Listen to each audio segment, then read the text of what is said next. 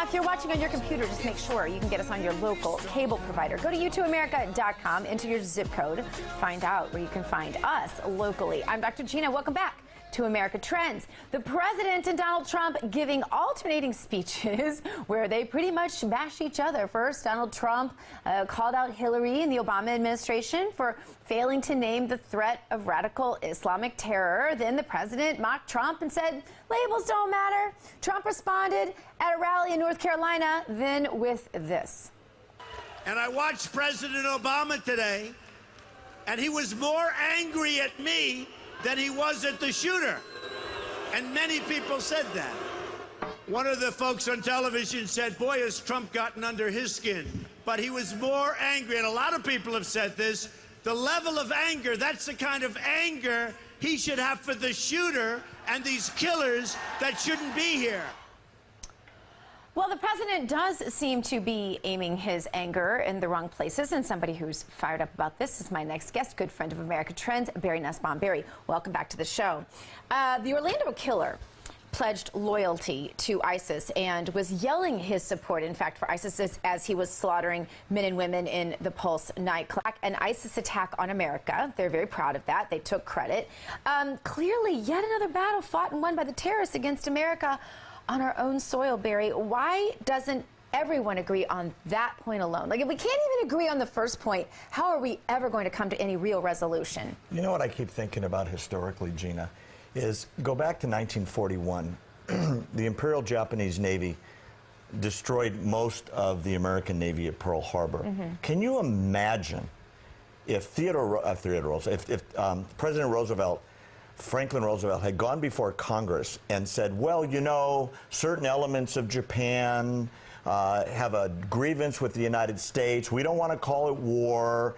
And he namby-pambied around about it. That's an interesting America point. would have been up in arms. Here, it's attack after attack after attack, and the United States won't call it what it is. And when I say the United States, our spokesman is the President of the United States.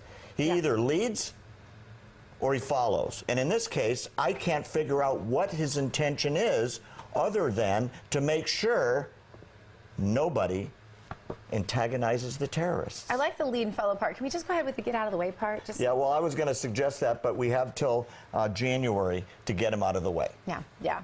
All right, well, Trump really wasn't fazed by any of this. He renewed his call for restricting unvetted Muslim immigrants, at least temporarily, to the U.S. Obama and Hillary and some of the GOP are attacking Trump yet again on this proposal, although in this particular case, I'm not sure it would have changed anything, because this is a second-generation Muslim, so immigrant. Sorry. So what is the answer, Barry? Well, I think it's twofold, and they're sort of remotely related. On the immigration side, the thing we keep forgetting as a nation is that ISIS has proclaimed and is bragging about the fact that they're putting trained jihadis into the refugees going to Europe. And the refugees come to the United States. And they bragged about it. It's on their website. This isn't a secret that I dug up. No. Go on the web, you can read it. But see, Obama doesn't even acknowledge that. Neither does Hillary. Right. I've never heard word one of that. That is critical. And it's not just my opinion. The security experts all over Washington are pleading for some sort of vetting. That's number one. We are letting in people, we don't know who they are, and there's a certain percentage, 1%, 2%, 3%, that are coming here to kill Americans. Yeah. That's number one. We've got to be able to vet them. Number two, the FBI is so constrained.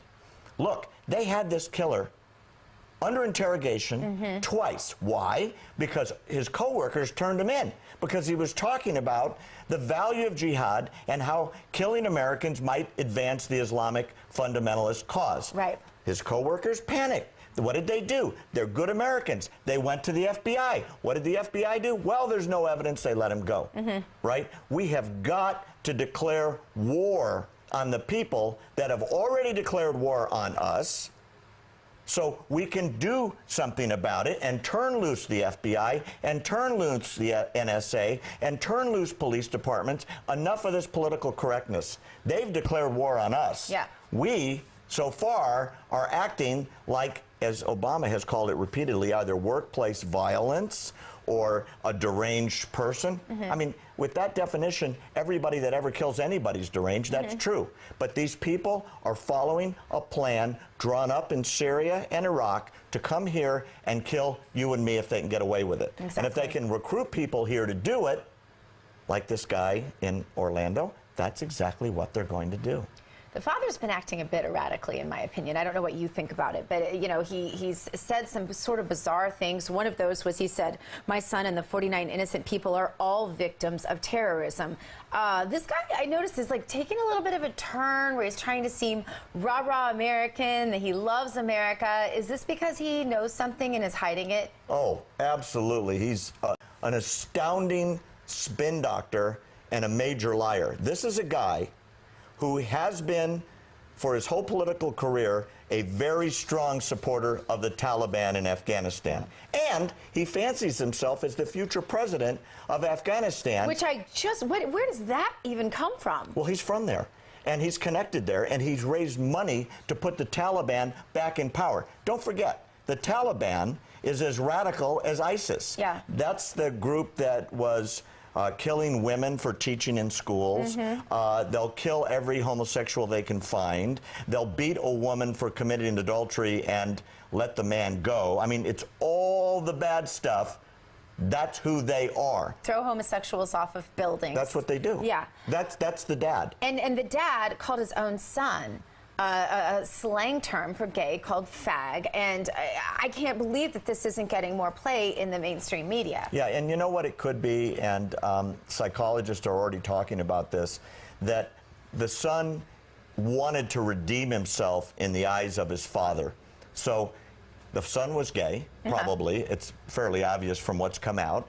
And so he was frequenting gay clubs and gay websites, went to the #1 biggest gay club to kill as many gays as he could to show his father, I'm a good radical, just like Dad. Allah. And don't forget Allah. And he'll get into heaven much quicker. Yeah, and Allah absolutely says you should kill gay people. So maybe he feels, I don't know. I will never understand that political system ideology. But stick around, because we're going to talk more with Barry coming up here in just a second. We're going to talk about Trump's latest campaign strategy that has Hillary absolutely squirming. And don't forget to go vote in our poll question, too. You can do that, because we're going to come right back here in just a sec. Stay where you are.